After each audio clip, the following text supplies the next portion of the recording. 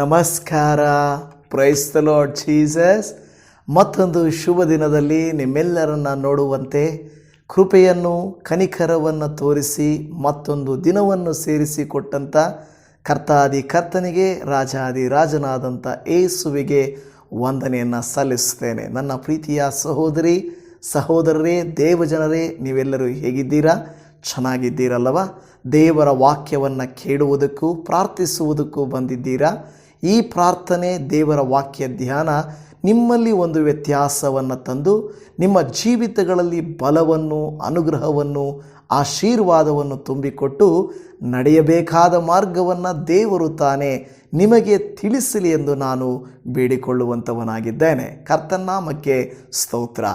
Rejecting and receiving ಅಂತ ಇಂಗ್ಲೀಷಲ್ಲಿ ಹೇಳುತ್ತಾರೆ. ತಿರಸ್ಕರಿಸುವುದು ಇಲ್ಲವೇ ಅಂಗೀಕರಿಸುವುದು ದೇವರು ಮನುಷ್ಯನಿಗೆ ಕೊಟ್ಟಿರುವಂಥ ಆಯ್ಕೆಗಳಾಗಿವೆ. ಯಾವುದನ್ನು ಬೇಕಾದರೂ ನಾವು ಅಂಗೀಕರಿಸಬಹುದು, ಯಾವುದನ್ನು ಬೇಕಾದರೂ ನಾವು ತಿರಸ್ಕರಿಸಬಹುದು. ಯಾಕೆಂದರೆ ದೇವರು ಆಯ್ಕೆಗಳನ್ನು ನಮ್ಮ ಮುಂದೆ ಇಟ್ಟಿದ್ದಾರೆ. ದೇವರು ಒಳ್ಳೆಯದನ್ನು ನಾವು ಆಯ್ಕೆ ಮಾಡಿಕೊಳ್ಳಬೇಕೆಂದು ಆತನು ಆಶಿಸುತ್ತಾನೆ. ಆದರೆ ನಮಗಿಷ್ಟವಿಲ್ಲದೆ ಇರುವಂಥ ವ್ಯಕ್ತಿಗಳು, ಅಂದರೆ ಸೈತಾನನು, ನಾವು ಕೇಡನ್ನು, ಕೆಟ್ಟದ್ದನ್ನು, ಲೋಕದಲ್ಲಿರುವಂಥ ಶಾಪದ ಪಾಪದ ಕೃತ್ಯಗಳನ್ನು ಆಯ್ಕೆ ಮಾಡಿಕೊಳ್ಳಬೇಕೆಂತಲೂ ನಮ್ಮನ್ನು ಪ್ರೇರೇಪಿಸುವಂಥವನು ಆಗಿರುತ್ತಾನೆ. ಆದರೆ ನಾವು ಯಾವುದನ್ನು ಅಂಗೀಕರಿಸುತ್ತೇವೋ, ಯಾವುದನ್ನು ನಾವು ತಿರಸ್ಕರಿಸುತ್ತೇವೋ ಅದರ ಆಧಾರದ ಮೇಲೆ ನಮ್ಮ ಭವಿಷ್ಯ, ನಮ್ಮ ತಲೆತಲೆಮಾರುಗಳ ಆಶೀರ್ವಾದ ನಿಂತಿರುತ್ತದೆ. ಹಾಗಾದರೆ ಬನ್ನಿ, ದೇವರು ಈ ದಿನ ತನ್ನ ವಾಕ್ಯದ ಮೂಲಕವಾಗಿ ಏನನ್ನು ಹೇಳಬಯಸುತ್ತಾರೋ ಧ್ಯಾನ ಮಾಡಿಕೊಂಡು ತಿಳಿದುಕೊಳ್ಳೋಣ. ದಿನದ ಮುಖ್ಯವಾದಂಥ ದೇವರ ವಾಕ್ಯವು ಮೊದಲ ಥೆಸಲೋನಿಕದವರಿಗೆ ಬರೆದ ಪತ್ರಿಕೆ 4ನೇ ಅಧ್ಯಾಯ 8ನೇ ವಾಕ್ಯ. ಹೀಗಿರಲು ಈ ಮಾತನ್ನು ತಾತ್ಸಾರ ಮಾಡುವವನು ಮನುಷ್ಯನನ್ನು ತಿರಸ್ಕರಿಸುವುದು ಮಾತ್ರವಲ್ಲದೆ ಪವಿತ್ರಾತ್ಮ ವರವನ್ನು ನಿಮಗೆ ದಯಪಾಲಿಸುವ ದೇವರನ್ನೂ ತಿರಸ್ಕರಿಸುತ್ತಾನೆ. ಹಲ್ಲೆಲೂಯ. ನೋಡಿ, ವಾಕ್ಯ ಹೇಳುತ್ತಾ ಇರುವಂತೆಂದರೆ ಇದು ಮನುಷ್ಯನನ್ನು ತಿರಸ್ಕರಿಸುವುದು ಮಾತ್ರವಲ್ಲ, ಪವಿತ್ರಾತ್ಮ ವರವನ್ನು ನಿಮಗೆ ದಯಪಾಲಿಸುವ ದೇವರನ್ನೂ ತಿರಸ್ಕರಿಸುತ್ತಾನೆ. ದೇವಜನವೇ, ನಾವು ಕೆಲವು ಸಾರಿ ಅಂದುಕೊಳ್ಳುತ್ತೇವೆ, ನಾನು ಮನುಷ್ಯನನ್ನಲ್ವಾ ತಿರಸ್ಕರಿಸಿದ್ದು, ಅವರು ಹೇಳಿದ ಆಲೋಚನೆಯನ್ನಲ್ವ ನಾನು ತಿರಸ್ಕರಿಸಿದ್ದು, ಅವರು ನನಗೆ ಕೊಟ್ಟ ಸೂಚನೆ ಸಲಹೆಗಳನ್ನೆಲ್ಲ ನಾನು ತಿರಸ್ಕರಿಸಿದ್ದು ಅಂತ ಅಂದುಕೊಳ್ಳಬಹುದು. ದೇವರು ಮನುಷ್ಯರ ಮೂಲಕವಾಗಿ ನಮಗೆ ಸಲಹೆಗಳನ್ನು, ದೇವರ ಸೂಚನೆಗಳನ್ನು, ಚಿತ್ತಗಳನ್ನು ತಿಳಿಯಪಡಿಸುವಂಥವರಾಗಿರುತ್ತಾರೆ. ನೋಡಿ, ಗವರ್ನಮೆಂಟು ಕೂಡ ಅನೇಕ ವಸ್ತುಗಳ ಮೇಲೆ ಎಚ್ಚರಿಕೆ, ಇದು ತಿನ್ನಬಾರದು, ಇದು ಮಾಡಬಾರದು, ಓಕೆನಾ, ಡೇಂಜರ್ ಅಲ್ವಾ, ಅದರ ಮೇಲೆ ಹಾಕಿರುತ್ತಾರೆ. ಸರ್ಕಾರದ ಮೂಲಕವಾಗಿ ನಮಗೆ ಆ ಒಂದು ಪಾನ್ ಪರಾಗ ಮೇಲೆ, ಸಿಗರೇಟ್ ಬೀಡಿಯ ಮೇಲೆ, ತಿನ್ನುವಂಥ ಯಾವುದೇ ಒಂದು ನಶೆ ಪದಾರ್ಥಗಳ ಮೇಲೆ, ಡ್ರಗ್ಸ್ ಮೇಲೆ, ಇದು ಆರೋಗ್ಯಕ್ಕೆ ಹಾನಿಕರ ಎಂದು ದೇವರು ನಮಗೆ ಹೇಳಿಸಿರುತ್ತಾರೆ. ಆದರೂ ಜನರು ಅದನ್ನು ಅಂಗೀಕರಿಸಿಕೊಳ್ಳುತ್ತಾರೆ. ಆಗ ದೇವರ ವಾಕ್ಯ ಹೇಳುತ್ತಾ ಇದೆ, ಕೇವಲ ಅವರು ಮನುಷ್ಯರನ್ನು ತಿರಸ್ಕರಿಸಿದ್ದು ಮಾತ್ರವಲ್ಲದೆ ಪವಿತ್ರಾತ್ಮ ವರವನ್ನು ಕೂಡ ನಮಗೆ ದಯಪಾಲಿಸುವ ದೇವರನ್ನೂ ತಿರಸ್ಕರಿಸುತ್ತಾನೆ. ಇವತ್ತು ಒಳ್ಳೆಯದನ್ನು ದೇವರು ತಂದೆ ತಾಯಿಗಳ ಮೂಲಕ, ಸೇವಕರ ಮೂಲಕ, ಒಡ ಹುಟ್ಟಿದವರ ಮೂಲಕ, ಸಂಬಂಧಿಕರ ಮೂಲಕ ನಮ್ಮನ್ನು ಎಚ್ಚರಿಸುವಾಗ ನಾವು ಅಲ್ಲಗಳೆಯುವಂಥದ್ದಲ್ಲ, ಅದನ್ನು ಅಂಗೀಕರಿಸುವಂಥವರಾಗಿರಬೇಕು. ಯೇಸು ಸ್ವಾಮಿ ನಮ್ಮ ಆತ್ಮೀಕ ವಿಚಾರಕ್ಕಾಗಿ, ನಾವು ಬಲ ಹೊಂದುವುದಕ್ಕಾಗಿ ಪವಿತ್ರಾತ್ಮ ವರವನ್ನು ನಮಗೆ ದೇವರು ಕೊಟ್ಟಿದ್ದಾರೆ. ಆದರೂ ಕೂಡ ನಾವು ಪವಿತ್ರಾತ್ಮನ ಸ್ವರವನ್ನು, ಎಚ್ಚರಿಕೆಯನ್ನು, ಆತನು ಹೇಳುವಂಥ ತಿಳುವಳಿಕೆಯನ್ನು ಅಂಗೀಕಾರ ಮಾಡಿಕೊಳ್ಳದೆ ನಾವೇನು ಮಾಡ್ತಾ ಇದ್ದೀವಿ? ಮನುಷ್ಯನನ್ನು ತಿರಸ್ಕರಿಸುತ್ತೇವೆ, ಪವಿತ್ರಾತ್ಮ ವರವನ್ನು ತಿರಸ್ಕರಿಸುತ್ತೇವೆ, ಪವಿತ್ರಾತ್ಮನ ವರವನ್ನು ಕೊಟ್ಟಾತನಾದ ದೇವರನ್ನು ತಿರಸ್ಕರಿಸುತ್ತೇವೆ. ನೋಡಿ, ಲೋಕದ ಜನರು ಇದು ಹೆಚ್ಚಾಗಿ ಮಾಡ್ತಾ ಇರ್ತಾರೆ. ದೇವರ ಮಕ್ಕಳಾಗಿರುವ ನಾವಾದರೂ ಆ ರೀತಿಯಾಗಿ ನಾವು ಜೀವಿಸುವಂಥವರು ಆಗಿರಬಾರದು. ಅದಕ್ಕೆ ಬದಲಾಗಿ ದೇವರು ಹೇಳ್ತಾನೆ, ನೀವು ದೇವರನ್ನು ತಿರಸ್ಕರಿಸಬೇಡಿರಿ, ಬದಲಾಗಿ ಪವಿತ್ರಾತ್ಮನನ್ನು ಅಂಗೀಕರಿಸಿಕೊಳ್ಳಿರಿ. ಯಾಕೆ ಪವಿತ್ರಾತ್ಮನನ್ನು ಅಂಗೀಕರಿಸಿಕೊಳ್ಳಬೇಕು? ಯಾಕೆಂದರೆ ಪವಿತ್ರಾತ್ಮನ ಬಗ್ಗೆ ಯೇಸು ಸ್ವಾಮಿ ತಾನೇ ಹೇಳಿದರು, ನಿಮಗೊಬ್ಬ ಸಹಾಯಕನನ್ನು ಕಳಿಸಿಕೊಡುತ್ತೇನೆ, ಆತನು ನಿಮ್ಮನ್ನು ಎಚ್ಚರಿಸುತ್ತಾನೆ, ಕಲಿಸುತ್ತಾನೆ, ನಿಮ್ಮನ್ನು ತಪ್ಪಿಸುತ್ತಾನೆ, ನಿಮ್ಮನ್ನು ಕಾಪಾಡುತ್ತಾನೆ, ನಿಮ್ಮನ್ನು ಬಲಪಡಿಸುತ್ತಾನೆ, ನಿಮ್ಮನ್ನು ಸಾಕ್ಷಿಗಳನ್ನಾಗಿ ಮಾಡುತ್ತಾನೆ ಎಂದು ಹೇಳುತ್ತದೆ. ಆದರೆ ನಾವೇನು ಮಾಡ್ತೇವೆ? ಪವಿತ್ರಾತ್ಮ ವರವನ್ನು, ಆತನನ್ನು ಕೊಟ್ಟ ದೇವರನ್ನು, ಅದರ ಮೂಲಕವಾಗಿ ಬಂದಂಥ ಮನುಷ್ಯರನ್ನು ತಿರಸ್ಕಾರ ಮಾಡುತ್ತೇವೆ. ತಿರಸ್ಕಾರ ಮನೋಭಾವ ಕೆಟ್ಟದರ ಮೇಲೆ ಇರಬೇಕು. ನೋಡಿ, ಅನೇಕ ಸಾರಿ ಈ ಲೋಕದಲ್ಲಿ ಈಗ ಏನು ನಡೀತಾ ಇದೆ ಅಂದರೆ, ಎಲ್ಲ ಒಂದು ಕೆಟ್ಟತನವು ಸೌಂದರ್ಯದ ಮೂಲಕವಾಗಿ ಬರ್ತಾ ಇದೆ. ನಿಮಗೆ ಗೊತ್ತಿದೆಯಲ್ಲ, ಸೌಂದರ್ಯದ ಮೂಲಕ. ಮೊದಲು ನಾವು ಚಿತ್ರಗಳನ್ನು ಹಾಕ್ತಾ ಇದ್ವಿ, ಆದರೆ ಈಗ AI ಆರ್ಟಿಫಿಷಿಯಲ್ ಇಂಟೆಲಿಜೆನ್ಸ್ ಇಮೇಜಸ್ ಬಂದುಬಿಟ್ಟಿದೆ. ಎಷ್ಟು ಸುಂದರವಾದ ಇಮೇಜಸ್ಸು, ಎಷ್ಟು ಸುಂದರವಾದ ವಿಡಿಯೋಗಳನ್ನು ತಯಾರು ಮಾಡ್ತಾ ಇರ್ತಾರೆ. ನನ್ನ ಪ್ರೀತಿಯ ದೇವಜನರೇ, ಈ ರೀತಿ ತಯಾರು ಮಾಡುವಂತಹ ವಿಡಿಯೋಗಳು ಮನುಷ್ಯರ ಕಣ್ಣುಗಳನ್ನು ಏನು ಮಾಡ್ತದೆ? ಅಂದದ ಮೇಲೆ ಆಕರ್ಷಣೆಯನ್ನು ಹೆಚ್ಚಿಸಿ ನ್ಯಾಚುರಲ್ ಆಗಿರುವ ಸ್ವಾಭಾವಿಕವಾಗಿರುವಂಥ ಅಂದಕ್ಕೆ ಯಾವ ಅರ್ಹತೆಯೂ ಇಲ್ಲದ ಹಾಗೆ ಮಾಡುತ್ತದೆ.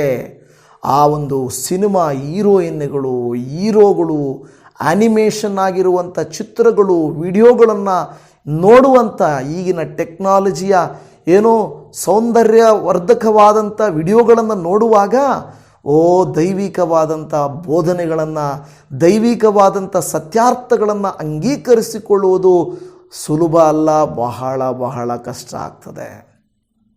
ಮೆಸೇಜ್ಗಳನ್ನು ಕೇಳಿಸಿಕೊಳ್ಳೋದು ಬೋರ್ ಹೊಡೆಯುತ್ತದೆ. ಅದೇ ಏನಾದರೂ ಒಂದು ಸಿನಿಮಾ, ಒಂದು ಕತೆ, ಒಂದು ಏನಾದರೂ ಅನಿಮೇಷನ್ ಮಾಡಿರೋದನ್ನು ನೋಡುವಾಗ ಎಷ್ಟು ಸುಂದರವಾಗಿದೆ, ಎಷ್ಟು ಚೆನ್ನಾಗಿದೆ, ಎಷ್ಟು ಇಂಪಾಗಿದೆ, ಎಷ್ಟು ಅಂದವಾಗಿದೆ, ಎಷ್ಟು ಕಲರ್ಫುಲ್ ಆಗಿದೆ ಎಂದು ನೋಡುತ್ತಾರೆ. ಲೋಕವು ಈಗ ಯಾವುದನ್ನು ಅಂಗೀಕರಿಸ್ತಾ ಇದೆ? ಆರ್ಟಿಫಿಷಿಯಲ್ ಇಂಟೆಲಿಜೆನ್ಸನ್ನು. ನೋಡಿ, ನಿಜವಾಗಿ ಕಷ್ಟಪಟ್ಟು ಕೆಲಸ ಮಾಡೋರು ಈಗ ಬೇಕಾಗಿಲ್ಲ, AI ಕೆಲಸ ಮಾಡುತ್ತೆ. ಅಂದರೆ ಮಾನವರು ಬೇಡ, ನಮಗೆ ರೋಬೋಟ್ಗಳು ಬೇಕು, AI ಟೆಕ್ನಾಲಜಿಗಳು ಬೇಕು, ಮಿಷಿನ್ಗಳು ಬೇಕು, ಈಗ ಅವುಗಳು ಬೇಕು ಅಂತ ಹೇಳ್ತಾ ಇದ್ದಾರೆ. ಹೋಟೆಲ್ಗಳಲ್ಲಿ ಕೆಲಸ ಮಾಡಲಿಕ್ಕೂ, ಆಫೀಸ್ಗಳಲ್ಲಿ ಕೆಲಸ ಮಾಡಲಿಕ್ಕೂ, ಫ್ಯಾಕ್ಟ್ರಿಗಳಲ್ಲಿ ಕೆಲಸ ಮಾಡಲಿಕ್ಕೂ, ತೋಟಗಳಲ್ಲಿ ಕೆಲಸ ಮಾಡಲಿಕ್ಕೂ ಎಲ್ಲ ಕಡೆಯಲ್ಲಿ ಇನ್ನು ರೋಬೋಟ್ಗಳು, AI ಟೆಕ್ನಾಲಜಿ ಸಾಕು, ಮನುಷ್ಯರು ಬೇಡ. ಈಗಾದರೆ ಹೇಗಾಗುತ್ತೇವೆ ನೋಡಿ.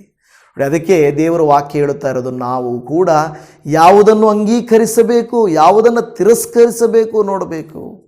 ನಾವು ಸಿಕ್ಕಿದ್ದೆಲ್ಲ ಅಂಗೀಕರಿಸಿದರೆ ದೇವರು ಕೊಡಬೇಕಾಗಿರುವುದನ್ನು ನಮಗೆ ಕೊಡುವುದಕ್ಕೆ ಹೋಗುವುದಿಲ್ಲ. ದೇವರ ವಾಕ್ಯದಲ್ಲಿ ಮೊದಲ ಥೆಸಲೋನಿಕ 4:2 ವಾಕ್ಯವನ್ನು ಗಮನಿಸಿರಿ. ನೀವು ಹೀಗೆ ನಡೆದು ದೇವರನ್ನು ಮೆಚ್ಚಿಸಬೇಕು. ಅಲ್ಲಿ ಹೇಳುತ್ತಿರುವಂಥ ಮಾತು ವಾಕಿಂಗ್ ಆ್ಯಂಡ್ ಪ್ಲೀಸಿಂಗ್ ಗಾಡ್ ಅಂತ ಹೇಳುತ್ತದೆ. ನಾವು ನಡತೆಯಲ್ಲಿಯೂ ದೇವರನ್ನು ಮೆಚ್ಚಿಸುವುದರಲ್ಲಿಯೂ ಪ್ರಯತ್ನಿಸುವಂಥವರಾಗಿರಬೇಕು. ಇದು ಬಹಳ ಮುಖ್ಯವಾದಂಥ ಕಾರ್ಯ. ದೇವರು ನಮಗೆ ಕೊಡುವಂಥ ಆಲೋಚನೆ, ನಾವು ಇಲ್ಲಿ ಹೇಳೋದು, ನೀವು ಹೀಗೆ ನಡೆದು ಏನು ಮಾಡಬೇಕು? ದೇವರನ್ನು ಮೆಚ್ಚಿಸಬೇಕು. ಯಾಕೆಂದರೆ ಪೌಲನು ಥೆಸಲೋನಿಕ ಸಭೆಯವರಿಗೆ ಬರೆಯುತ್ತಾ, ಇದೇ ಥೆಸಲೋನಿಕ ಪತ್ರಿಕೆಯಲ್ಲಿ 4ನೇ ಅಧ್ಯಾಯ 2ನೇ ವಾಕ್ಯದಲ್ಲಿ ನಾವು ನೋಡುತ್ತಾ ಇದ್ದೇವೆ. ಹೀಗೆ ಹೇಳುತ್ತದೆ, ದೇವರ ಚಿತ್ತವೇನೆಂದರೆ ನೀವು ಶುದ್ಧರಾಗಿ ಇರಬೇಕೆಂಬುದೇ, ಆದದರಿಂದ ಹಾದರಕ್ಕೆ ದೂರವಾಗಿರಿ, ಇಲ್ಲವೇ ದೂರವಾಗಿರಬೇಕು. ಹಾದರ ಅಂದರೆ ಕೆಟ್ಟತನ.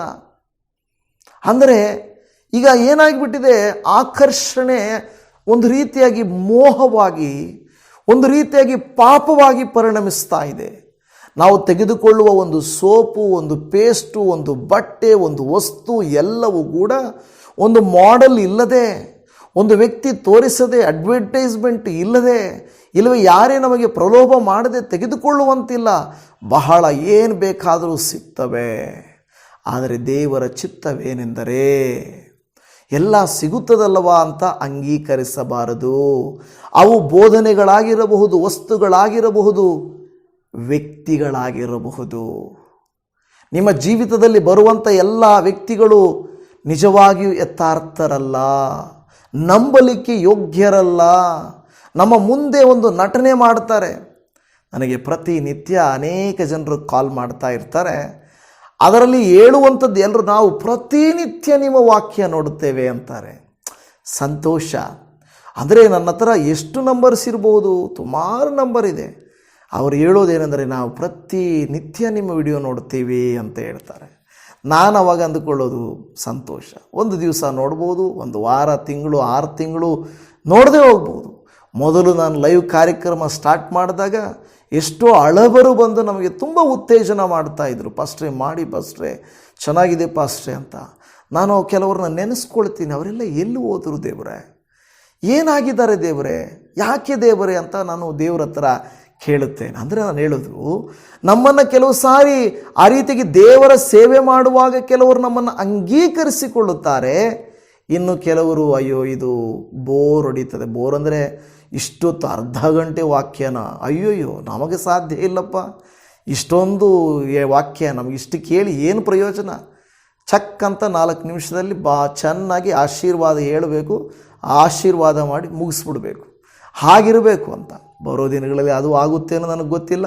ಯಾಕೆಂದರೆ ತುಂಬ ಜನರು ತುಂಬ ಲಾಂಗಾಗಿ ನೋಡದೇ ಇರುವಾಗ ನಾವು ಪ್ರಿಪೇರ್ ಮಾಡಿ ದೇವರ ಆತ್ಮವನ್ನು ಕೊಡುವಾಗ, ಆದರೆ ಕೆಲವು ಸಾರಿ ಕೆಲವರು ಅದನ್ನು ಅಂಗೀಕಾರ ಮಾಡದೆ ಹೋಗ್ಬೋದು. ಇಲ್ಲಿ ಗಮನಿಸಿರಿ, ಒಂದು ನೀವು ನಡೆಯುವುದು ದೇವರನ್ನು ಮೆಚ್ಚಿಸುವುದಕ್ಕಾಗಿ. ಇಲ್ಲಿ ಹೇಳುತ್ತದೆ ದೇವರ ಚಿತ್ತವೇನೆಂದರೆ ನೀವು ಶುದ್ಧರಾಗಿರಬೇಕೆಂಬುದೇ. ಅದು ನೀವು ಆದರಕ್ಕೆ ದೂರವಾಗಿರಬೇಕು. ಲೋಕ ಏನು ಮಾಡ್ತಾ ಇದೆ ಗೊತ್ತಾ? ಎಲ್ಲ ಶರೀರವನ್ನು, ಅಂದರೆ ಪುರುಷರನ್ನು, ಸ್ತ್ರೀಯರನ್ನು ಕೆಡಿಸುವಂಥ ಅನೇಕ ಕಾರ್ಯಗಳನ್ನು ತೋರಿಸಿಕೊಡುತ್ತಾ ಇದೆ. ರೀಲ್ಸು, ಶಾರ್ಟ್ಸು, ಸಿನಿಮಾಗಳು ಬೇಕಾದಷ್ಟು. ಈಗ OTTಸ್ಗಳು ಬಂದುಬಿಟ್ಟಿದೆ. ನೀವು ನೋಡುವಾಗ ಆಟೋಮೆಟಿಕ್ಕಾಗಿ ಡಬ್ಬಾಗಿ ಬಂದುಬಿಡ್ತದೆ, ಆಟೋಮೆಟಿಕ್ಕಾಗಿ ಲ್ಯಾಂಗ್ವೇಜ್ ಚೇಂಜ್ ಆಗಿ ಬಂದುಬಿಡ್ತದೆ. ನಿಮಗೆ ಬೇಕಾದರೆ ಆಟೋಮೆಟಿಕ್ಕಾಗಿ ಚೇಂಜ್ ಆಗಿ ಬರ್ತದೆ. ಅಂದರೆ ಹೇಗೂ ಎಲ್ಲಿನವರೋ ವಿಡಿಯೋನ ನೋಡಬೇಕು, ಎಲ್ಲಿನವರು ಹೇಗೋ ಮಾಡಬೇಕು ಅಂತ ಅಂದುಕೊಳ್ಳುತ್ತಾರೆ. ದೇವರು ನಮಗೆ ಹೇಳೋದು, ನಿನ್ನ ದಾರಿಗೆ ಬಂದದ್ದನ್ನೆಲ್ಲ ಅಂಗೀಕರಿಸಬೇಡ, ಸಿಕ್ಕಿದ್ದನ್ನೆಲ್ಲ ಅಂಗೀಕರಿಸಬೇಡ. ಆದರೆ ಯಾವುದನ್ನು ಅಂಗೀಕರಿಸಬೇಕು, ಯಾವುದನ್ನು ತಿರಸ್ಕರಿಸಬೇಕೋ ನೀನು ತಿಳಿದಿರಬೇಕು ಅಂತ ದೇವರು ವಾಕ್ಯ ಹೇಳುತ್ತಾ ಇದೆ. ನೋಡಿ, ದೇವ್ರ ವಾಕ್ಯ 1 ಥೆಸಲೋನಿಕ 4:7 ಹೇಳುತ್ತಾ ಇದೆ, ದೇವರು ನಮ್ಮನ್ನು ಬಂಡತನಕ್ಕೆ ಕರೆಯದೆ ಶುದ್ಧರಾಗಿರುವುದಕ್ಕೆ ಕರೆದನು. ಅಲ್ಲಿ ಹೇಳುತ್ತಿರುವಂಥ ಮಾತು, ದೇವರು ನಮ್ಮನ್ನು ಬಂಡತನಕ್ಕೆ ಕರೆಯದೆ ಶುದ್ಧರಾಗಿರುವುದಕ್ಕೆ ಕರೆದನು. ಈ ಟಾಪಿಕ್ ಅನೇಕರಿಗೆ ಇಷ್ಟವಿಲ್ಲದೆ ಇರುವಂಥ ಟಾಪಿಕ್. ಏನು? ಶುದ್ಧರಾಗಿರುವುದು. ಶುದ್ಧ ಅಂದರೆ ಬಿಳಿ ಬಟ್ಟೆ ಹಾಕ್ಕೊಳ್ಳೋದಲ್ಲ, ಶುದ್ಧ ಅಂದರೆ ಬೆಳ್ಳಗಾಗುವುದಲ್ಲ, ಶುದ್ಧ ಅಂದರೆ ನಗುತ್ತಾ ಹಲ್ಲು ತೋರಿಸೋದಲ್ಲ. ಶುದ್ಧತೆ ಮನಸ್ಸಿನಲ್ಲಿಯೂ ನಮ್ಮ ಆತ್ಮದಲ್ಲಿಯೂ ಒಳಗೆ ಅಂತರಂಗದಲ್ಲಿ ಉಂಟಾಗುವಂಥ ಒಂದು ಬದಲಾವಣೆಯಾಗಿದೆ. ಪೌಲನು ಥೆಸಲೋನಿಕದವರಿಗೆ ಬರೆಯುತ್ತಾ, ದೇವಜನರೇ, ಶುದ್ಧತ್ವವನ್ನು, ಒಳ್ಳೆಯತನವನ್ನು, ದೈವಿಕವಾದದ್ದನ್ನು, ಪವಿತ್ರಾತ್ಮನ ವರವನ್ನು ಅಂಗೀಕರಿಸಿಕೊಳ್ಳಿರಿ. ದೇವರ ಚಿತ್ತವಲ್ಲದೇ ಇರುವಂಥದ್ದು, ಆದರಕ್ಕೆ ಸಂಬಂಧಪಟ್ಟದ್ದು, ಶರೀರಾಶೆ ಶರೀರಿಚ್ಛೆಗಳಿಗೆ ಸಂಬಂಧಪಟ್ಟದ್ದನ್ನು ತಿರಸ್ಕರಿಸಿರಿ ಎಂದು ಪೌಲನು ಹೇಳುವುದನ್ನು ನಾವು ಈ ವಾಕ್ಯಗಳಲ್ಲಿ ನೋಡುತ್ತಾ ಇದ್ದೇವೆ. 1 ಥೆಸಲೋನಿಕ 4ನೇ ಅಧ್ಯಾಯ ಮುಂದಿನ ವಚನ 4ನೇ ವಾಕ್ಯಕ್ಕೆ ಓದುವಾಗ, ದೇವರನ್ನರಿಯದ ಅನ್ಯ ಜನಗಳಂತೆ ಕಾಮಾಭಿಲಾಷೆಗೆ ಒಳಪಡದೆ ನಿಮ್ಮಲ್ಲಿ ಪ್ರತಿಯೊಬ್ಬನೂ ಪವಿತ್ರವಾದ ಮನಸ್ಸಿನಿಂದಲೂ ಘನತೆಯಿಂದಲೂ ಇರಬೇಕು. ಕಾಮಾಭಿಲಾಷೆ. ಮೊದಲು ಎಲ್ಲರ ಕೈಯಲ್ಲಿ ಮೊಬೈಲ್ ಇಲ್ಲ, ಎಲ್ಲರ ಮನೆಯಲ್ಲಿ TV ಇಲ್ಲ, ಎಲ್ಲರೂ ನೋಡೋಕ್ಕಾಗ್ತಾ ಇರಲಿಲ್ಲ.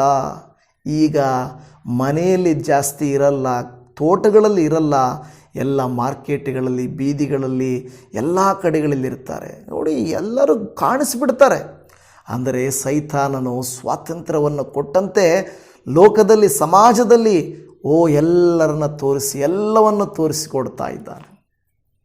ಎಲ್ಲವನ್ನು ತೋರಿಸಿಕೊಡ್ತಾ ಇದ್ದಾನೆ. ನಾನು ನಿಮಗೆ ಹೇಳಬೇಕಾಗಿಲ್ಲ. ಕಾಮಾಭಿಲಾಷೆ, ಕಾಮದ ಅಭಿಲಾಷೆಗಳುಳ್ಳ ಅನೇಕ ಪದಾರ್ಥಗಳು, ವ್ಯಕ್ತಿಗಳು, ಮಾಡೆಲ್ಗಳು, ಅನೇಕ ವಸ್ತುಗಳು ಸೈತಾನನು ತಂದು ಮನುಷ್ಯರ ಮುಂದೆ ತೋರಿಸ್ತಾ ಇದ್ದಾನೆ.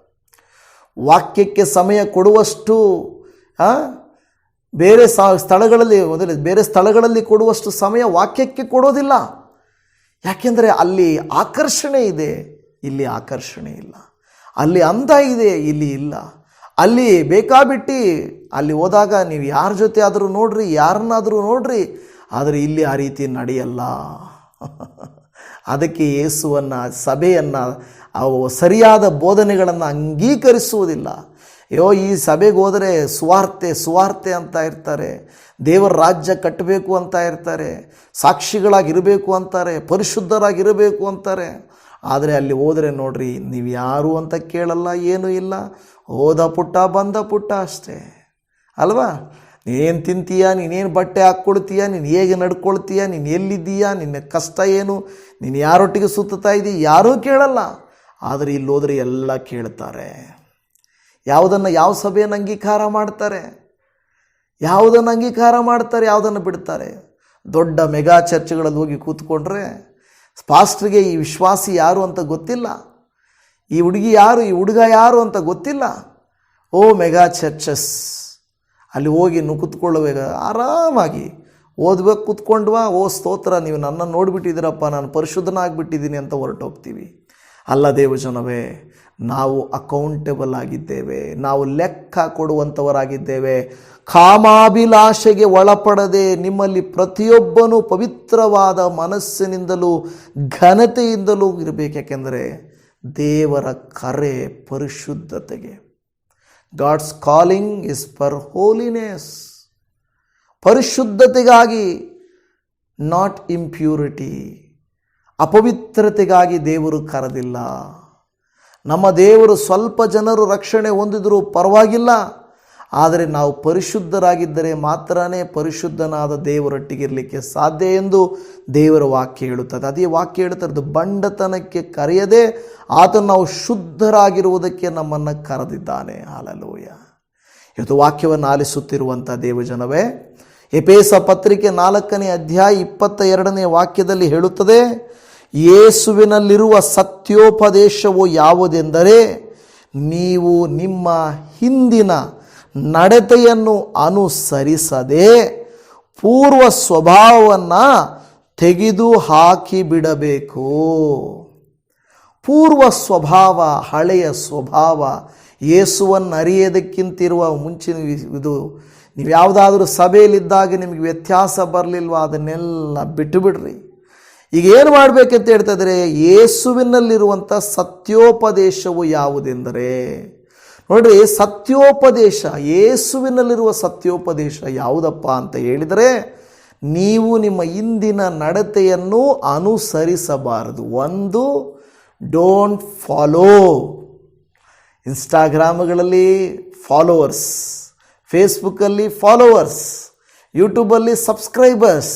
Don't subscribe, don't follow only man. ಮನುಷ್ಯರನ್ನು ನೀನು ಫಾಲೋ ಮಾಡಬೇಡ, ದೇವರನ್ನು ಫಾಲೋ ಮಾಡು. ಇವತ್ತು ನೋಡುವಾಗ ಅನೇಕ ಜನರು ಲೋಕದ ಸ್ಟಾರ್ಗಳನ್ನು, ಲೋಕದ ವ್ಯಕ್ತಿಗಳನ್ನು ಹಿಂಬಾಲಿಸಲಿಕ್ಕಿದ್ದಾರೆ.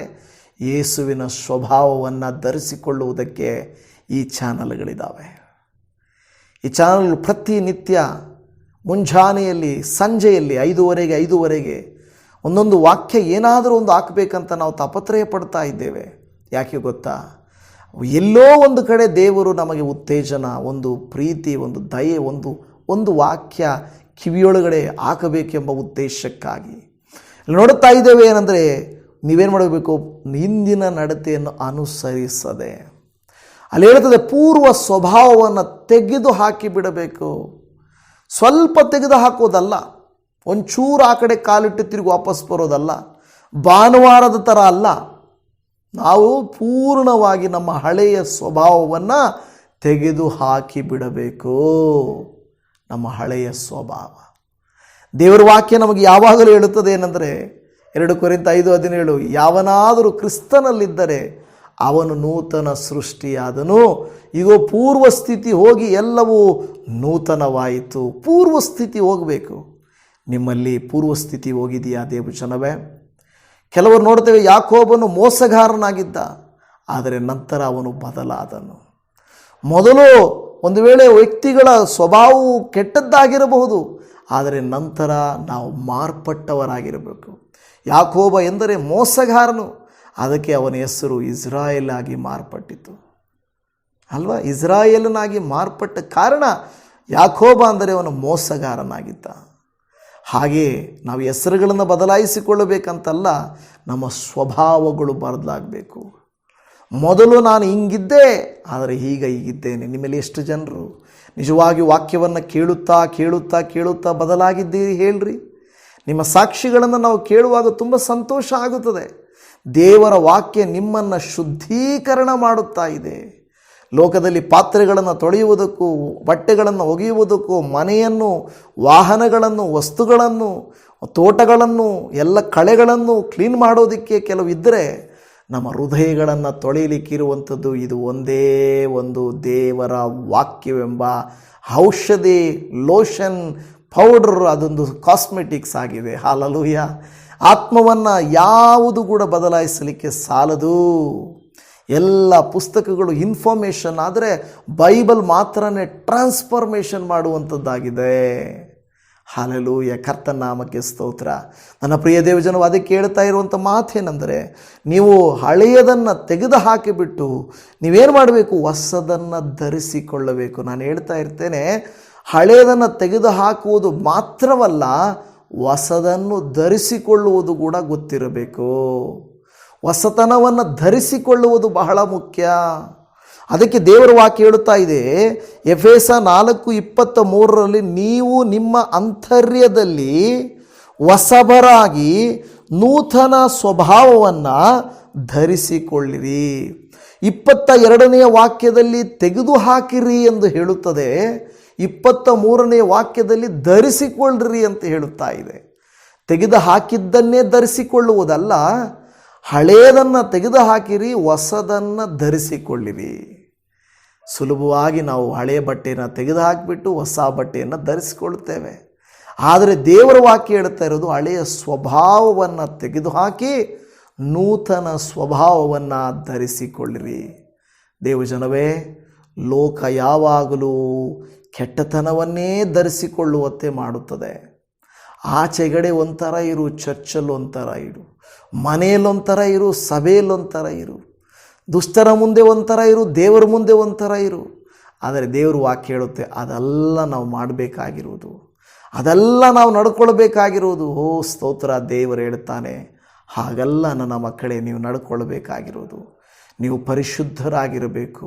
ಹಳೆಯ ಸ್ವಭಾವಗಳನ್ನು ತೆಗೆದುಬಿಟ್ಟು ಎಂತಹ ಗುಣಗಳು ಹೇಳ್ತದೆ? ಎಫೆಸ 4:25 ಆದ ಕಾರಣ ಸುಳ್ಳಾಡುವುದನ್ನು ಬಿಟ್ಟು ಒಂದೊಂದು ವಾಕ್ಯಗಳನ್ನು ದೇವರು ಹೇಳ್ಕೊಡ್ತಾನೆ. ಯಾವುದನ್ನು ರಿಜೆಕ್ಟ್ ಮಾಡಬೇಕು?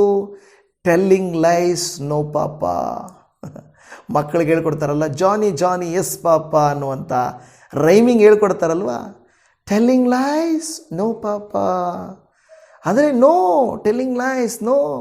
ದೇವರು ವಾಕ್ಯ ಹೇಳ್ತಾರೆ, ರಿಜೆಕ್ಟ್ ಲೈಯಿಂಗ್. ಸುಳ್ಳಾಡುವುದನ್ನು ತಿರಸ್ಕರಿಸು, ಸತ್ಯವನ್ನೇ ಆಡು. ಪವಿತ್ರಾತ್ಮನನ್ನು ಅಂಗೀಕರಿಸಿಕೋ, ದುರಾತ್ಮನನ್ನು ದೂರ ಮಾಡಿಕೋ. ಹಳೆಯದನ್ನು ತೆಗೆದು ಬಿಡು, ಹೊಸದನ್ನು ಧರಿಸಿಕೋ. Reject this, accept this. Reject, receive. Receive, reject. Reject, receive. ತಿರಸ್ಕರಿಸು, ಅಂಗೀಕರಿಸು. ಅಂಗೀಕರಿಸು, ತಿರಸ್ಕರಿಸು. ಆಪ್ಷನ್ ಇರುತ್ತದೆ. ಎಲ್ಲ ಕಡೆಯಲ್ಲಿ ತಕ್ಕಡಿಯಂತೆ, 2 ಕಡೆ ತಕ್ಕಡಿಯಂತೆ ಪಾಪ ಪುಣ್ಯ ಇಲ್ಲವೇ, ಒಳ್ಳೆಯದು ಮತ್ತು ಕೆಟ್ಟದ್ದು ಇರುತ್ತದೆ. ಅಂಗೀಕರಿಸಿಕೊಳ್ಳುವುದು ನಮ್ಮ ಜವಾಬ್ದಾರಿಯಾಗಿದೆ. ಈ ಮೆಸೇಜನ್ನು ಅಂಗೀಕರಿಸ್ಬೋದು, ಇಲ್ಲವೇ ಈ ಮೆಸೇಜನ್ನು ತಿರಸ್ಕರಿಸಿ ಬೇರೆ ಯಾವುದೋ ಸುಲಭವಾಗಿರೋದನ್ನು ನೀವು ಅಂಗೀಕರಿಸ್ಕೊಳ್ಬೋದು. Choice is yours. ಬಟ್ ದೇವರು ಹೇಳೋದೇನೆಂದರೆ, ನೀನು ಯಾವುದು ಪರಿಶುದ್ಧವೋ, ಯಾವುದು ನಿನ್ನನ್ನು ಶುದ್ಧೀಕರಣ ಮಾಡುತ್ತದೋ, ಯಾವುದು ನಿನ್ನನ್ನು ಬಲಪಡಿಸುತ್ತದೋ ಅದನ್ನು ನೀನು ಆರಿಸಿಕೋ. Choose the best. ಕಳೆದ ದಿನದಲ್ಲಿ ನಾನು ಹೇಳಿದ್ನಲ್ವಾ, ಲೋಟನು ತನ್ನ ಕಣ್ಣಿಗೆ ಕಾಣುವಂಥ ಸೌಂದರ್ಯವಾದಂಥ ಸುಂದರವಾದ ಫಲಭರಿತವಾದದ್ದನ್ನು ಆಯ್ಕೆ ಮಾಡಿಕೊಂಡ. ಆದರೆ ದೇವರು ಅಬ್ರಹಾಮನಿಗೆ ಉಳಿದದ್ದನ್ನು ಆಶೀರ್ವದಿಸಿದನು. ಇವತ್ತು ಅಂದವನ್ನು ಆಕರ್ಷಣೆಯನ್ನು ಅಂಗೀಕರಿಸ್ತಾರೆ, ಸತ್ಯವನ್ನು ಯಥಾರ್ಥವಾದದ್ದನ್ನು ತಿರಸ್ಕರಿಸುತ್ತಾರೆ. ನೀವು ನಾನು ಹಾಗೆ ಇರಬಾರದು ದೇವಜನವೇ, ನೀವು ನಾನು ಹಾಗೆ ಇರಬಾರದು. ಮುಂದೆ ನೋಡುತ್ತೇವೆ, ಅಲ್ಲಿ ಹೇಳುತ್ತದೆ 26ನೇ ವಚನ, ಕೋಪ ಮಾಡಬೇಕಾದರೂ ಪಾಪ ಮಾಡಬೇಡ್ರಿ. Choose not to be angry. ಕೋಪ ಮಾಡಿಕೊಳ್ಳುವುದನ್ನು ಅಂಗೀಕಾರ ಮಾಡಿಕೊಳ್ಳಬೇಡ್ರಿ, ಸಮಾಧಾನದಿಂದಿರುವುದನ್ನು ಅಂಗೀಕಾರ ಮಾಡಿಕೊಳ್ಳ್ರಿ. ಹೌದಲ್ವಾ? ನಂತರ 3ನೇದಾಗಿ ನಾವು ನೋಡುತ್ತಾ ಇದ್ದೇವೆ, ಎಫೆಸ 4:27, ಸೈತಾನನಿಗೆ ಅವಕಾಶ ಕೊಡಬೇಡ್ರಿ. Don't give room to Satan. Don't give chance to Satan. ಸೈತಾನನಿಗೆ ನೀವು ಅವಕಾಶ ಕೊಡಬೇಡ್ರಿ. Don't choose this, choose that. ಅದನ್ನು ಅಂಗೀಕರಿಸಬೇಡ್ರಿ, ಇದನ್ನು ಅಂಗೀಕರಿಸ್ರಿ. ಕೋಪ ಬೇಡ, ಶಾಂತಿ ಸಮಾಧಾನ ಇರಲಿ. ಸುಳ್ಳು ಬೇಡ, ದುಷ್ಟನು ಬೇಡ, ಪವಿತ್ರಾತ್ಮನ ಅಂಗೀಕಾರ ಮಾಡಿಕೊಳ್ಳ್ರಿ. ಅಲ್ವಾ? ಇದನ್ನು ಅಂಗೀಕಾರ ಮಾಡಿಕೊಳ್ಳ್ರಿ. 4:28 ಎಫೆಸದಲ್ಲಿ ಹೇಳುತ್ತಾ ಇರುವಂಥ ಮಾತು ಹೇಳುತ್ತದೆ, ಕಳುವು ಮಾಡುವವನು ಇನ್ನು ಮೇಲೆ ಕಳುವು ಮಾಡಬಾರದು. ನೀವೇನು ಮಾಡ್ಬೋದು? ಕಳ್ಳತನ ಮಾಡಬಾರ್ದು. ಕಳ್ಳತನ ಆದರೆ ನಾನು ಎಲ್ಲಿ ಹೋಗ್ತೇನೆ ಪಾಸ್ಟ್ರೇ? ಬ್ಯಾಂಕಿಗೆ ಕನ್ನ ಹಾಕಲಿಕ್ಕೆ ಹೋಗ್ತೇನಾ? ಜನರ ಮನೆಯನ್ನು ಕದ್ದುಕೊಳ್ಳಿಕ್ಕೆ ಹೋಗ್ತೇನೆ? ಅಲ್ಲ. ಸಣ್ಣ ಸಣ್ಣ ವಸ್ತುಗಳಾಗಲಿ ದೇವರ ಮುಂದೆ ಲೆಕ್ಕ ಬರ್ತದೆ. ಸಣ್ಣ ಸಣ್ಣವಾಗಲಿ ಕಳವು ಮಾಡಬಾರ್ದು. Don't choose to rob. ಕಳ್ಳತನ ಬೇಡ, ಸುಳ್ಳು ಬೇಡ, ಕೋಪ ಬೇಡ, ಕೆಟ್ಟತನ ಬೇಡ, ಪಾಪ ಬೇಡ, ಸೈತಾನನು ಬೇಡ. ಇದೆಲ್ಲ no no no no no no no ಅಂತ ಹೇಳಬೇಕು ಅಲ್ವಾ? ಕೆಲವು ಸಾರಿ ನೀವು ನೋಡ್ತಾ ಇರ್ತೀರ ಲೋಕದಲ್ಲಿ, ಕೆಲವು ಸಾರಿ ಯಾರಾದರೂ ಹೇಳಿದ್ರೆ ಅಡುಗೆ ಎಲ್ಲ ಮಾಡುವಾಗ ಅಲ್ಲಿ ಯಾರೋ ಕೊಡಬೇಕಾದ್ರೆ ಏನಾದರೂ ಈ ಥರ ತೋರಿಸ್ತಾರೆ, ನೋ ನೋ. ಈಗ ಇದೊಂದು ಫ್ಯಾಷನ್ ಆಗಿದೆ, ನೋ ಬೇಡ. ಪಾಪಕ್ಕೆ ಸೇ ನೋ, ಸೈತಾನನಿಗೆ ಸೇ ನೋ, ಕೆಟ್ಟತನಕ್ಕೆ ಸೇ ನೋ ಅಲ್ವಾ? ಅದಕ್ಕೆ ನೋ ನೋ ಹೇಳಬೇಕು. ದೇವರಿಗೆ, ದೇವರ ಕಾರ್ಯಗಳಿಗೆ ನಾವು ಎಸ್ ಎಸ್ ಎಸ್ ಅಂತ ಹೇಳುವಂಥವರು ಆಗಿರಬೇಕು. ಆಮೇನ್. ಕರ್ತನಾಮಕ್ಕೆ ಸ್ತೋತ್ರ. ನಂತರ ಎಫೆಸ 4:29-30, ನಿಮ್ಮ ಬಾಯೊಳಗಿಂದ ಯಾವ ಕೆಟ್ಟ ಮಾತು ಹೊರಡಬಾರದು. ಭಕ್ತಿಯನ್ನು ವೃದ್ಧಿ ಮಾಡುವಂಥ ಕಾಲೋಚಿತವಾದ ಮಾತು ಇದ್ದರೆ ಕೇಳುವವರ ಹಿತಕ್ಕಾಗಿ ಅದನ್ನು ಹಾಡಿರಿ. ದೇವರ ಪವಿತ್ರಾತ್ಮನನ್ನು ದುಃಖಪಡಿಸಬೇಡಿರಿ. Don't grieve holy spirit. ಪವಿತ್ರಾತ್ಮನನ್ನು ದುಃಖಪಡಿಸಬೇಡಿರಿ. ಹಾಲೆಲೂಯಾ. ಕರ್ತನಾಮಕ್ಕೆ ಸ್ತೋತ್ರ ಉಂಟಾಗಲಿ. ಪವಿತ್ರಾತ್ಮನನ್ನು ನೀವು ದುಃಖಪಡಿಸಬೇಡಿರಿ. ಯಾಕೆ? ಕೆಟ್ಟ ಮಾತು ಹೊರಡುವುದರಿಂದ, ಭಕ್ತಿಯ ವೇಷವನ್ನು ಹಾಕುವುದರಿಂದ ನಾವು ಪವಿತ್ರಾತ್ಮನನ್ನು ದುಃಖಪಡಿಸುತ್ತೇವೆ. ಕೊನೆಯದಾಗಿ ಎಫೆಸ 4ನೇ ಅಧ್ಯಾಯ 31-32ನೇ ವಾಕ್ಯ, ಎಲ್ಲ ದ್ವೇಷ, ಕೋಪ, ಕ್ರೋಧ, ಕಲಹ, ದೂಷಣೆ ಇವೆಲ್ಲವುಗಳನ್ನು, ಸಕಲ ವಿಧವಾದ ದುಷ್ಕೃತ್ಯವನ್ನು ನಿಮ್ಮಿಂದ ದೂರ ಮಾಡಿರಿ. ಒಬ್ಬರಿಗೊಬ್ಬರು ಉಪಕಾರಿಗಳಾಗಿಯೂ ಕರುಣೆ ಉಳ್ಳವರಾಗಿಯೂ ಕ್ಷಮಿಸುವವರಾಗಿಯೂ ಇರ್ರಿ. ಹಾಲೆಲೂಯಾ. ನೀವು ಇಂಥವರಾಗಿರ್ರಿ. ಇದನ್ನು ಚೂಸ್ ದಿಸ್ ಅಂತ ಹೇಳುತ್ತಾ ಇದ್ದಾರೆ. ದೇವರ ವಾಕ್ಯವನ್ನು ಆಲಿಸುತ್ತಿರುವಂಥ ನನ್ನ ಪ್ರೀತಿಯ ದೇವಜನವೇ, ನೀವು ನಾನು ಯಾವುದನ್ನು ಆಯ್ಕೆ ಮಾಡಿಕೊಳ್ಳುತ್ತೇವೆ, ಯಾವುದನ್ನು ತಿರಸ್ಕಾರ ಮಾಡುತ್ತೇವೆ. Rejecting and receiving. ಕೆಲವನ್ನು ತೆಗೆದು ಹಾಕಬೇಕು, ಕೆಲವನ್ನು ಇಟ್ಕೊಳ್ಬೇಕು. ಕೆಲವು ಫ್ರೆಂಡ್ಸನ್ನು ತೆಗೆದು ಹಾಕಬೇಕು, ಕೆಲವು ಕೆಟ್ಟ ಸಂಬಂಧಿಕರನ್ನು ತೆಗೆದು ಹಾಕಬೇಕು. ಕೆಲವು ನಮ್ಮನ್ನು ಮೋಸ ಮಾಡಿ ನಮ್ಮನ್ನು ಪಾಪಕ್ಕೆ ಸಿಲುಕುವಂಥ ಎಂತಹವುಗಳಾದರೂ ತೆಗೆದು ಹಾಕಬೇಕು. ಅವರಿಂದ ನಾವು ನರಕಕ್ಕೆ ಹೋಗುವುದಕ್ಕಿಂತ ಅವರಿಲ್ಲದೆ ನಾವು ಸ್ವರ್ಗಕ್ಕೆ ಹೋಗುವುದು ಒಳ್ಳೆಯದು. ಪ್ರಾರ್ಥನೆ ಮಾಡಿಕೊಳ್ಳೋಣ. ಅಪ್ಪ ತಂದೆ ದೇವರೇ, ಮತ್ತೊಂದು ದಿನದಲ್ಲಿ ಪರಿಶುದ್ಧತೆಯ ಬಗ್ಗೆಯೂ ಪವಿತ್ರಾತ್ಮನ ಬಗ್ಗೆಯೂ ನಿನ್ನನ್ನು ಮೆಚ್ಚಿಸುವುದರ ಬಗ್ಗೆಯೂ ನಿನ್ನ ಚಿತ್ತದ ಬಗ್ಗೆಯೂ ಯಾವುಗಳನ್ನೆಲ್ಲ ತಿರಸ್ಕರಿಸಬೇಕೆಂಬುದರ ಕುರಿತಾಗಿ ನಾವು ಮಾತನಾಡಿಕೊಂಡಿದ್ದೇವೆ.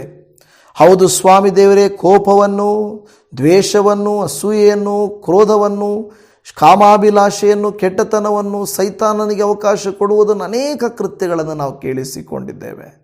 ಬರುವ ದಿನಮಾನಗಳಲ್ಲಿ ಕೆಟ್ಟದ್ದನ್ನು ತಿರಸ್ಕಾರ ಮಾಡಿ ಒಳ್ಳೆಯದನ್ನು ಅಂಗೀಕರಿಸುವುದಕ್ಕೆ ಕೃಪೆಯನ್ನು ತೋರಿಸಪ್ಪ.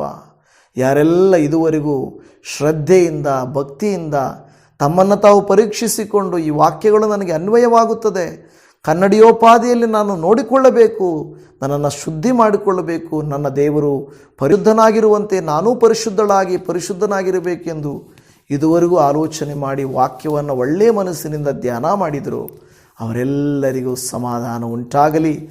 ನೀನು ತಾನೇ ಅವರನ್ನು ಅನುಗ್ರಹಿಸು, ಆಶೀರ್ವದಿಸು, ಎಲ್ಲ ಪರಲೋಕದ ಕೃಪೆಗಳಿಂದ ತುಂಬಿಸು. ಈ ದಿನ ಇವರ ಪ್ರಯಾಣ, ಕೆಲಸ ಕಾರ್ಯ, ಕುಟುಂಬ, ವ್ಯಕ್ತಿಗಳು ಇರುವ ಕಷ್ಟ, ಸಾಲ, ಸಮಸ್ಯೆ, ಕಣ್ಣೀರು, ವೇದನೆಗಳೆಲ್ಲವನ್ನು ತೆಗೆದುಬಿಟ್ಟು ಜಯವನ್ನು, ಬಿಡುಗಡೆಯನ್ನು ಕೊಟ್ಟು ದಯೆಯನ್ನು, ಕರುಣೆಯನ್ನು ತೋರಿಸಿಕೊಟ್ಟು ನೀನು ಸದಾ ಸಂಗಡ ಇರುತ್ತಿ ಎಂಬುದಾಗಿ ನಂಬಿಕೆಯನ್ನು ಕೊಟ್ಟು ಬಲಪಡಿಸು ಎಂದು ಬೇಡಿಕೊಳ್ಳುತ್ತಾ ಇದ್ದೇವೆ. ಮೊರೆಯನ್ನು ಆಲಿಸಿದ್ದಕ್ಕಾಗಿ ನಿನಗೆ ಕೋಟ್ಯಾನುಕೋಟಿ ವಂದನೆಗಳಪ್ಪ. ಈ ದಿನವೆಲ್ಲ ನಮ್ಮ ಸಂಗಡ ಇದ್ದು ಸೇರಿ ಬಂದಿರುವ ಇವರ ಕುಟುಂಬಗಳನ್ನು ನಿನ್ನ ರೆಕ್ಕೆಗಳ ಮರೆಯಲ್ಲಿಟ್ಟುಕೊಂಡು ಕಾದು ಕಾಪಾಡಿ ಬಲಪಡಿಸಿ ನಡೆಸುತ್ತೀರೆಂಬುದಾಗಿ ನಮ್ಮ ರಕ್ಷಕನು, ಕರ್ತನು, ಒಡೆಯನು, ಕ್ರಿಸ್ತನಾದಂಥ ನಜರೇತಿನ ಯೇಸು ಕ್ರಿಸ್ತನ ಅತಿಶ್ರೇಷ್ಠವಾದ ಪರಿಪೂರ್ಣ ನಾಮದಲ್ಲಿ ಪ್ರಾರ್ಥಿಸಿದ್ದೇವೆ ತಂದೆಯೇ. ಆಮೇನ್, ಆಮೇನ್. ನನ್ನ ಪ್ರಿಯ ದೇವಜನವೇ, ನಿಮ್ಮೆಲ್ಲರಿಗೂ ಧನ್ಯವಾದಗಳು. ದೇವರ ಮಹಾಕೃಪೆಯಿಂದ ಇದುವರೆಗೂ ನಾವು ಧ್ಯಾನವನ್ನು ಮಾಡುತ್ತಾ ಬಂದಿದ್ದೇವೆ. ಇನ್ನು ಮುಂದೆಯೂ ವಾಕ್ಯಗಳನ್ನು ಆಲಿಸೋಣ. ದೇವರಿಂದ ಅನುಗ್ರಹಿಸಲ್ಪಡಲಿ. ಶಲೋಮ್. ನಿಮಗೆ ಸಮಾಧಾನ ಉಂಟಾಗಲಿ. Praise the lord. ಆಮೇನ್.